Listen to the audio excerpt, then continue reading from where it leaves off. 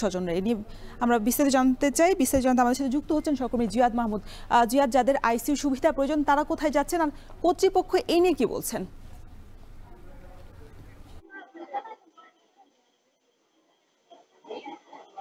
রওশন, আক্রান্তের সংখ্যা যেমন বাড়ছে তেমনি মৃত্যুর মিছিল দীর্ঘায়িত হচ্ছে উপকূলীয় জেলা বরগুনায়। এবং এখানে প্রথম থেকে আমরা দেখেছিলাম যে প্রতিনিয়ত যে রোগীর সংখ্যা, প্রতিদিনের আক্রান্তের সংখ্যা যেমন বাড়ছে, এখন কিন্তু সেই রকম না বাড়লেও দেখা যাচ্ছে যে 50-এর কাছাকাছি অবস্থায় থাকছে। এবং গত 24 ঘন্টায় নতুন করে 47 জন ডেঙ্গু রোগী শনাক্ত হয়েছে।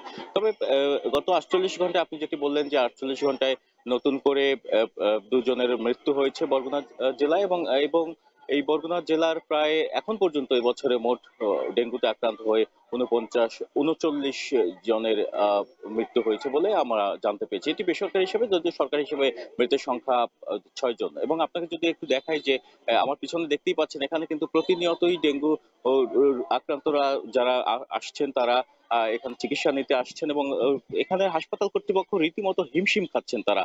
এবং তারা বলছেন যে তারা তাদের সর্বোচ্চ চেষ্টা করছেন। এবং আপনি যেটি জানতে চাইছেন আইসিইউ সংকট প্রথম থেকেই ছিল। এবং এটি নিয়ে জেলা প্রশাসন, স্বাস্থ্য বিভাগ, বিশেষ করে সিভিল সার্জন বরগুনার তিনিও চেষ্টা করেছেন, স্বাস্থ্য মন্ত্রণালয় বরাবর পত্র প্রেরণ করেছেন। তবে কোনো কিছুতেই যেন সুরাহ মিলছে না। এখানে এখন পর্যন্ত আমরা দেখিনি যে আইসিইউ ইউনিট এখানে আইসিইউ সংকট কাটানোর কোনো চেষ্টা করা হচ্ছে। যদিও একটি বিষয় যে আইসিইউ না থাকার ফলে এখানে যারা ডেঙ্গু রোগী রয়েছেন তারা অন্যত্র চলে যাচ্ছেন, বিশেষ করে ঢাকায় যাচ্ছেন, কেউ কেউ বরিশালে যাচ্ছেন। তবে এখানে আরেকটি বিষয় লক্ষণীয় যে ডেঙ্গু যারা আক্রান্ত হচ্ছেন তাদের বেশিরভাগই নিম্ন আয়ের মানুষ, গ্রামের খেটে খাওয়া মানুষ। তাদের পক্ষে অন্যত্র গিয়ে উন্নত চিকিৎসা নেওয়ার মতো ব্যয়ভার বহন করা তাদের পক্ষে সম্ভব নয় বলে তারা জানিয়েছেন। এতে এই দীর্ঘ সময় অতিবাহিত হলেও মানে দেখা যাচ্ছে যে কোরবানির ঈদের পরপরই যে ডেঙ্গুর প্রাদুর্ভাব বেড়েছে, তারপর থেকে এই হাসপাতালে আইসিইউ সংকট না কাটানোর ফলে কিন্তু এখানে যারা সাধারণ রোগী রয়েছেন, প্রতিনিয়ত চিকিৎসা নিচ্ছেন, তাদের মধ্যে একটা ক্ষোভ প্রকাশ করছে।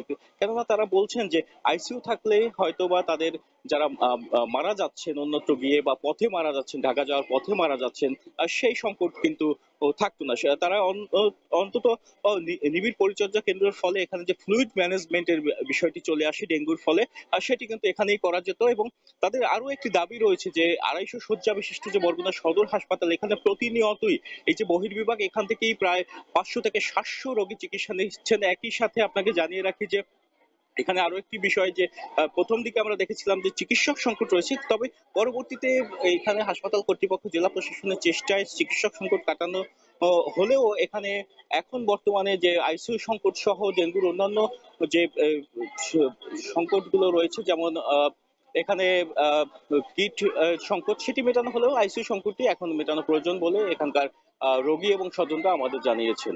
তো তাদের দাবিও এটি, যাতে দ্রুত সময়ের মধ্যে বরগুনা সদর হাসপাতালে আইসিইউ সংকট কাটানোর পদক্ষেপ নেয় স্বাস্থ্য মন্ত্রণালয়। তো এই ছিল বরগুনা সদর হাসপাতাল থেকে আমার কাছে সবশেষ তথ্য।